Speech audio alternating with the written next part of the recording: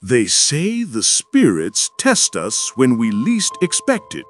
But what if I told you that two sisters, born from the same womb, sleeping under the same roof, would face the exact same test, and only one would return home alive?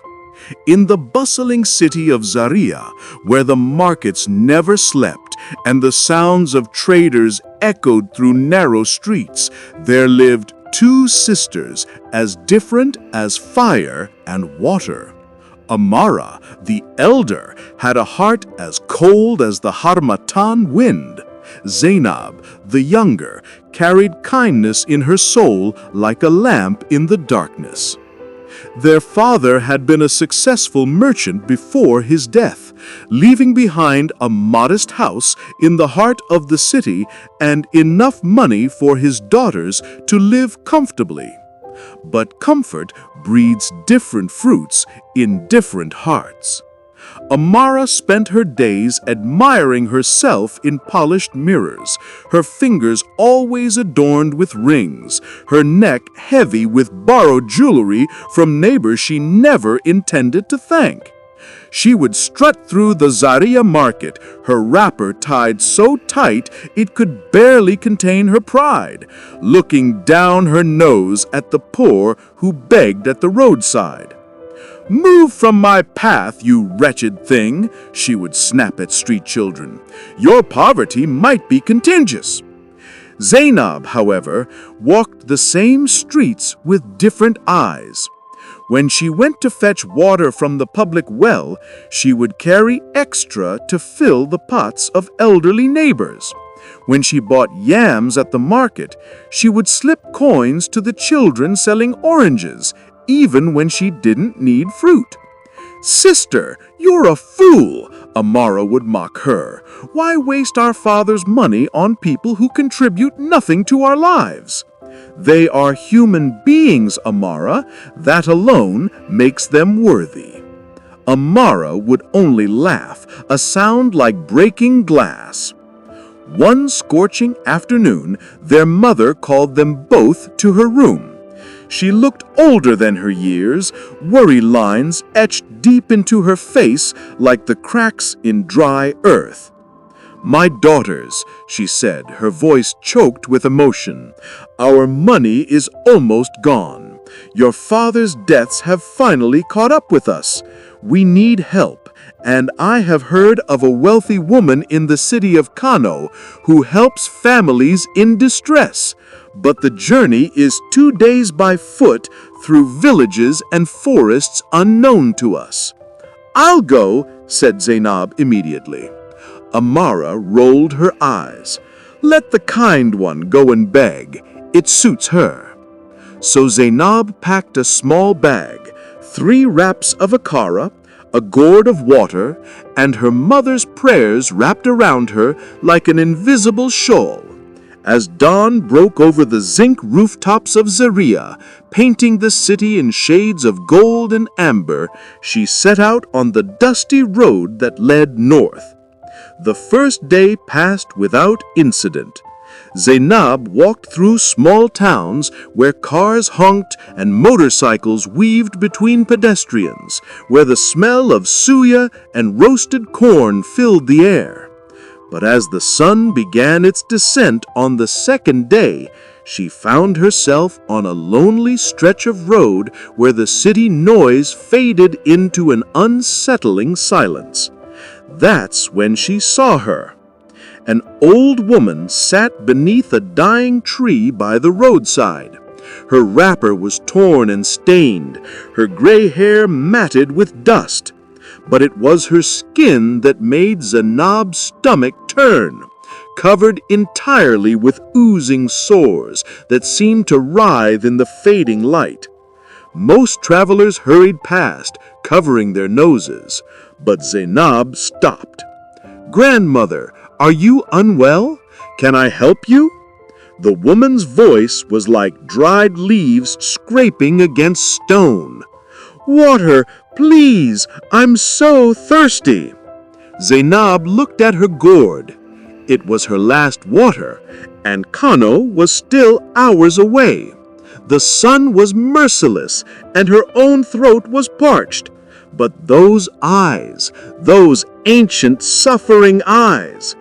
She knelt beside the diseased woman, ignoring the stench, and lifted the gourd to her cracked lips. The woman drank deeply, water spilling down her ravaged chin. "Bless you, child, and what brings you on this lonely road?" Zainab explained her mission, the deaths, her mother's worry, the wealthy woman in Kano. The old woman's eyes suddenly gleamed with intelligence that didn't match her appearance. "The woman you seek, she died 3 months ago. I'm sorry, child, your journey is for nothing." Zainab's heart sank like a stone in deep water. All this way for nothing? But she forced a smile. "Then I will find another way. At least I could help you today, grandmother. That itself is not nothing."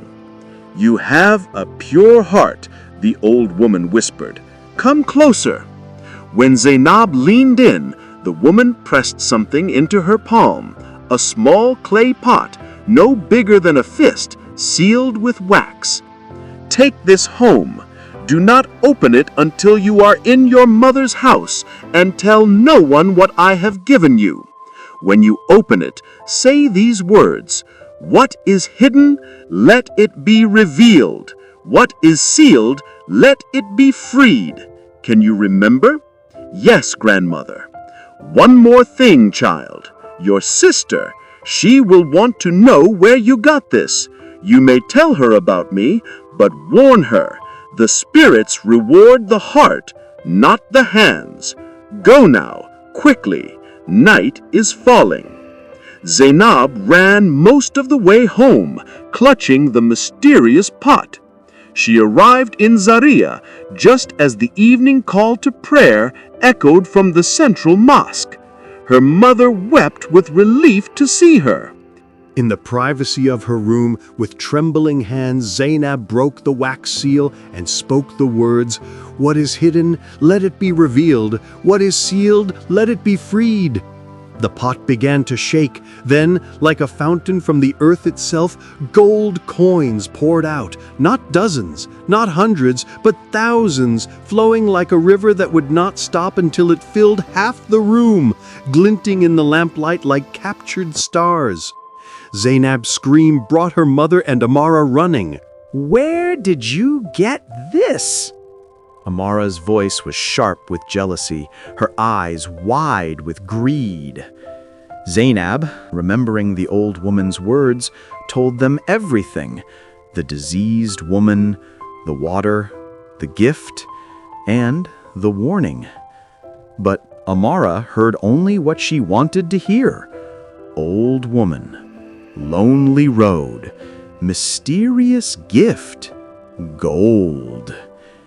"If that wretched beggar gave you gold for a sip of water," Amara said, her mind already racing, "imagine what she'll give me. I'm the elder sister. I'm more beautiful. I deserve even greater riches." "Sister, no," Zainab pleaded. "The old woman said something about the heart, not the hands. There was a warning." "Warnings are for the weak and superstitious. I'm going tomorrow." Her mother tried to dissuade her, but Amara's greed had become a living thing, feeding on itself, growing larger with each golden coin she touched. The next morning, Amara set out. But unlike her sister, she carried expensive provisions, bottled water, packaged food, perfume, her finest clothes. "I must look prosperous. The spirits reward those who are already blessed." She walked the same road, but with different eyes. Where Zainab had seen people, Amara saw obstacles. Where Zainab had noticed beauty, Amara saw only dust and inconvenience. On the second day, At the same spot, beneath the dying tree, she found the old woman. If anything, she looked worse. The sores seemed to have multiplied, some of them now dripping a yellowish fluid. The smell was overwhelming, like rotten meat left in the sun. "Water! I'm dying of thirst," the old woman croaked. Amara stopped, but didn't approach. "You're the one who gave my sister gold?" "Your sister was kind to me."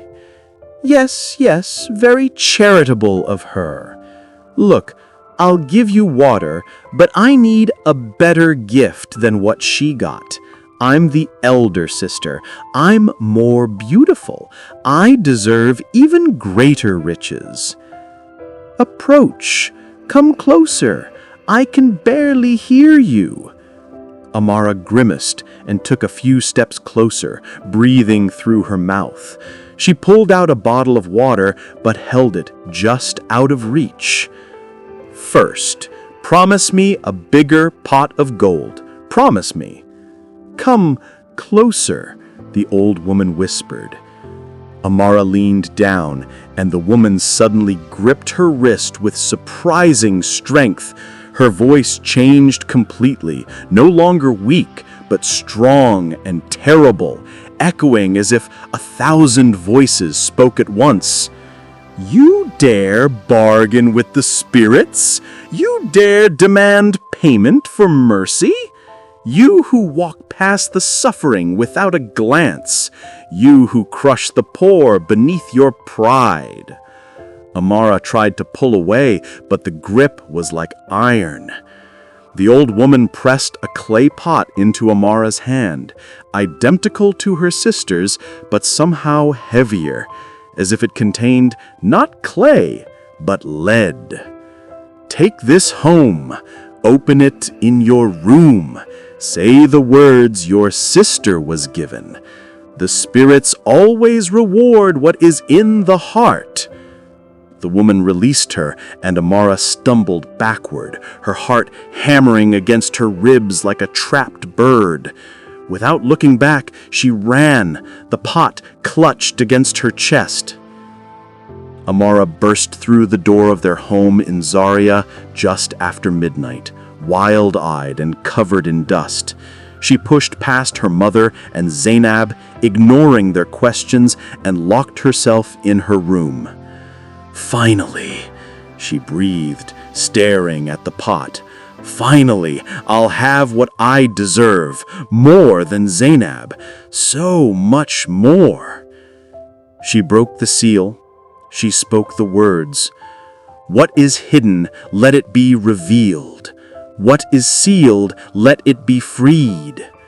The pot began to shake, but what poured out was not gold. Scorpions, hundreds of them, thousands of them, their tails curved and dripping with venom, swarmed from the pot in a black, writhing mass. Snakes followed, their scales gleaming like oil in the lamplight. Then spiders, centipedes, and creatures that had no names, things that seemed made of shadow and malice. Amara's screams shook the walls. Her mother and Zainab broke down the door to find Amara on the floor convulsing, her skin already turning the mottled purple-black of multiple venomous bites. The creatures had vanished as mysteriously as they appeared, leaving only Amara and the shattered pot. "Help me," she gasped, her voice thick with dying. "Sister, please." Zainab held her, tears streaming down her face as their mother ran for help. But they all knew it was too late. With her last breath, Amara whispered, "I see her. The old woman, she's here. She says she was never old.